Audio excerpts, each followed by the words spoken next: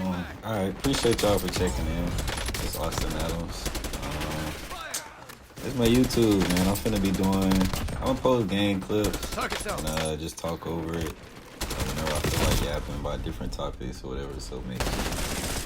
This year, this is a Call of Duty match. I think I was playing some randoms, if I remember right.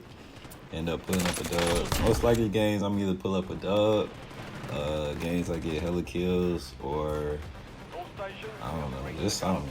Really just to keep it going. And really just try to stay creative and just doing things like that. Whatever. But so as far as the channel, like I had just really just stopped posting videos and just really just stopped being consistent. I don't know why. I don't know. Really just the ups and downs of it. But it's like I've always had this idea to kind of like keep it going, doing voiceover, just talking about like different topics and just like kind of just like how different video gamers that I've seen growing up and just watching them in their channels, like Chris Move, X Jaws, and different people like that. I can't think of too many off the top, but just a couple ones that I watched growing up. But yeah, this, and then also when I play Call of Duty, I always play Resurgence. I never really play the Battle Royale or anything like that. It's always Resurgence, either trios or quads. I play 2K. Mostly 2K and Call of Duty, little Dynasty mode. So, I mean, whatever y'all feel like seeing me play, you could comment and I'll post that and stuff like that. But, first topic I do want to get into is like the streaming university. Shout out to Kai for that. Kai Cenat was very smart doing that idea. And it was really just honestly like, yeah, they was linking up, teaching each other and things like that. But really, I seen it as a networking event, which was genius by him and in this space. I seen a couple, because I'm always reference like different TikToks, because I could always see like people on there speaking their opinions and things like that. So this would just be the place where I can release mine. So, but I seen people saying like, oh, don't rush in trying to be a streamer. Oh, like the streamer thing is a bubble. And I mean, people always say things are a bubble. Like the internet to people in 1999 was a bubble, and we're still using it today. You watching this video right now on the internet today. Like, so I mean, I don't really see it as a bubble. Cause I mean, like it's new to a lot of people. Think of how long, if you're a gamer, you've been watching these people streaming and stuff like that. Like, Dude Dance, to me, I remember he was on 2K. Kai Cenat, I remember when he was on 2K. Asian, I remember when he was on 2K. A lot of these big people are streamers from the older 2K. So I mean, it's not really nothing new to me, and I can see the growth for that. Oh, come here. I'm gonna try to transition between talking about the game and talking about whatever, but I feel like by him, though, it was a smart idea, and it was a positive space, too, and also funny, and really just allowed everybody to grow, because, I mean, when you're in a space like that, working as a collective, that's what allows things to grow best, with people working together, being around each other. People in your network might like who in my network, and then just go from like that. Loading new mag. And how much time? This was 15. Cool. Then from that, also seen another video where, like, as far as the negative on the stream university, a girl was saying, like, oh, that's a negative, how people were just walking around with their phones, recording everything. The new generation of recording everything, and it's like, really just, I feel like the newer generation, I mean, to me, I was born in 1999, I guess which falls in the new generation, I would say, as far as, like, growing up with technology and things like that. I think it's not a bad thing, it's just people just trying to be compensated and express herself in a new way. And then not only that,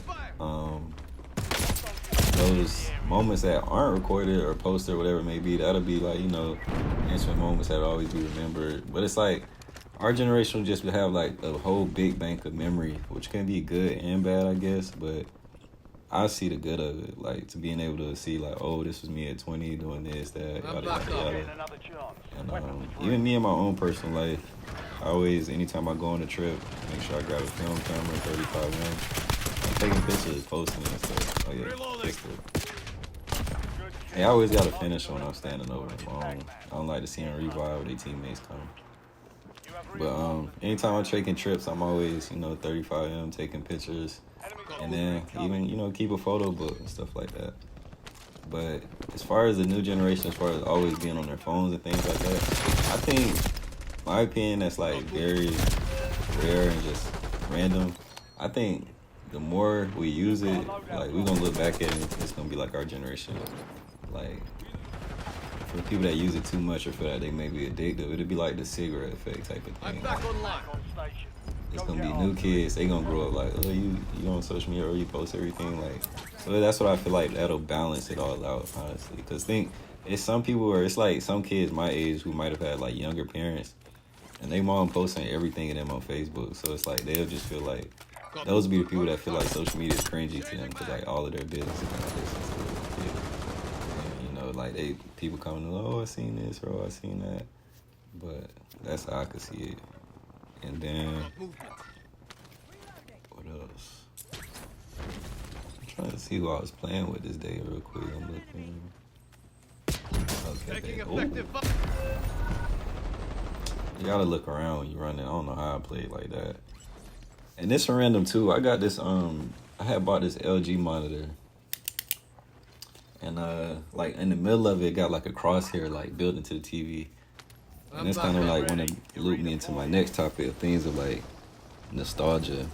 And like I'm writing on my notebook right in here, but it's something like older products. Like I see people post like older cars and saying like the features that they might have had compared to newer ones, or like just different things. Even too, like people been posting recently their top 10 video games, and it just leads me into that discussion of, is older better, or did we just miss what it was like during that current time? Because it is some older things that are better. I could say like old Maddens, where they had you could run the 40 time. I mean, they brought that back, but like you could do like you had a house and everything. Like those small details.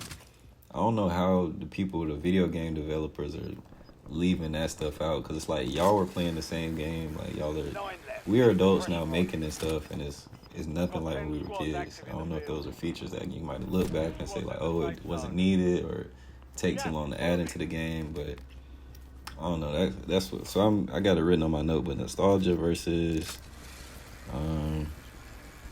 let's just say, non-nostalgia, whatever.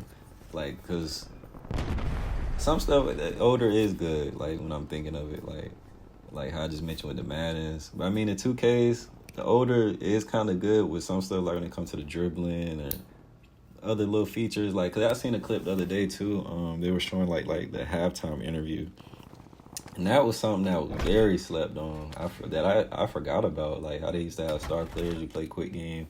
They had a little halftime interview, just like, you know, when you was watching those Sunday ABC big time playoff games.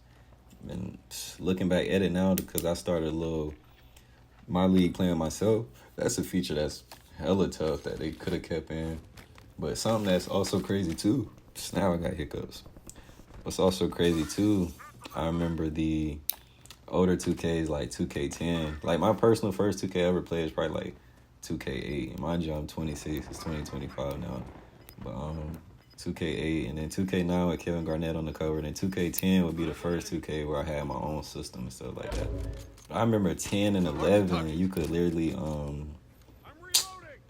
it's somewhere you could do like a USB, and this is where I should have probably transitioned into programming that I'm older, like IT or something. But you could like mod your players like on a computer and stuff like that. Like you could have dudes 7 foot, crazy dribble styles and stuff. And it's like that 2K, it's older people saying like, oh, I missed that or missed that time period. And it's like you could mod the game, but that was like pre-VC and stuff like that. So that's another thing too, where 2K, you know, on their end, from the business aspect, took advantage of in-game transactions and stuff like that. That's something I could say, like, kind of is aggravating. Like, I noticed on the Call of Duty, it's a lot of different guns you can get, a lot of different add-ons you can get just from in-game purchases, which is crazy. Like, cause there was some guns I had unlocked, I ain't even peeped that, oh, you could, you know, buy the battle pass. I have not bought any battle pass on this Call of Duty at all.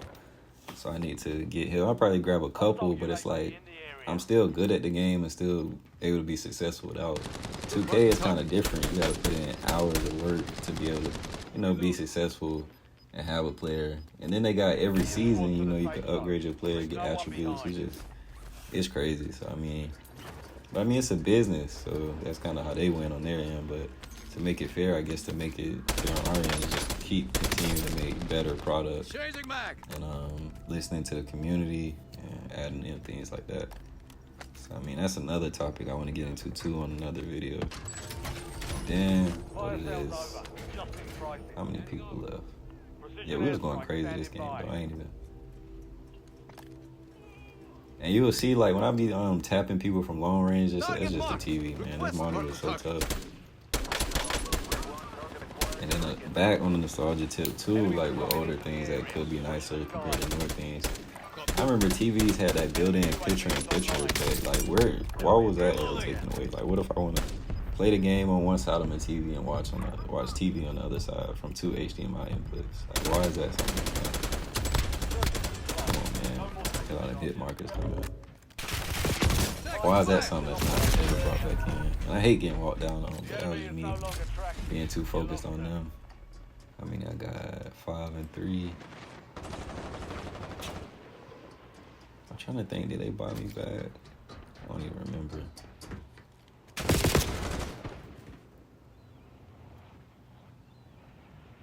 But the car that I was thinking of, it was like an old Lexus. Somebody had posted a video, had like cigarette holder and cup holder and backseat window covers, and it's all type of different features. But it's like, yeah, I guess some older stuff is kind of better, but the new features, I would say, to just be respectful of the brand, we would just like to be appreciative of. But I don't see why brands do that, like kind of introduce us something and not keep it going. I'm back online. Oh, I did get brought back. Shout out to the random, man. It'd be funny, some games when you get brought back or you buy people back, they don't put the controller down. Like, not even playing no more. You like die trying to risk and buy them back and get killed. Then I'm trying to think what else I was just watching the Pacers and Knicks, so I want to talk about the NBA playoffs and my perspectives on it. I mean, it'd be funny, some older people, like, I don't know what it is in the NBA community. I seen a post about this too, like, NBA community as far as like the announcers and things like that, when they speak about the new game, it's like my day was better. Like, I feel like basketball is the only sport that does that compared to like NFL, baseball, any other sport. Like, they appreciate what they're seeing and enjoying it. Like, it's so weird to me how they do that in terms of the NBA. But seeing Anthem go out like that last night was, but the Thunder, they a well-oiled machine. Like, the way that they was playing together as a team. And the thing, in my perspective, that make the Thunder so good, that it's like, people don't even think about it. They probably do. Like, their best player on the team is also the coolest player on the team. So it's like, I feel like people play just as good to kind of like, you know, I don't know. Sometimes, like, when I think of the Cavaliers when Brogdon won, like, me personally, somebody like a J.R. Smith, like it's usually like the bench player that somebody turned like that. Like, that's the best player, even in different football teams. Like, or not the best, but the coolest player on the team. Like, somebody that's just wild and doing all this crazy stuff. Like, they be the cool ones. But for the Thunder, they best player, which also just won MVP, coming. And then, hey, peep the accuracy. It's really the TV. I ain't gonna lie. Look how I'm not missing. He tried to go around. I'm coming with you. And then, like, the Knicks, tonight, they lost. I mean, I should have known they was going to lose. I had put in a little parlay. Pascal for 19, Cat for 20. And Knicks first quarter win. We ended up pulling that out. Oh, come in.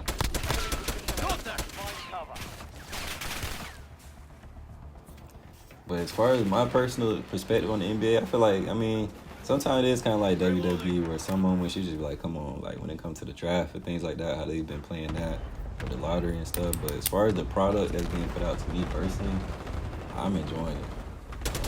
I'm glad as an adult, you know, like, I got more free time to watch as far as like late nights and stuff like that. I remember a kid in the playoffs, like, you'd be late. All the best teams to me is on the West Coast, like the Warriors, Lakers, they playing. You got to go to bed. But now I'm able to catch it, especially this playoffs. I feel like this playoffs, with even in the college and NBA, is the most I've watched basketball. Because, see, I wish when I was playing I watched more, but it's the most I watched. And I've enjoyed this playoffs. And seeing the Thunders and Knicks, oh, come on. I forgot. I'm tweaking. I was the last one on this. Seeing them in there, it's been a good run. And that Thunders Knicks, not Thunder Knicks, but Pacers Thunders final is going to be crazy. But this is my quick video. This is my quick 15-minute yap sesh. Y'all see I got killed, so the video over. Appreciate it.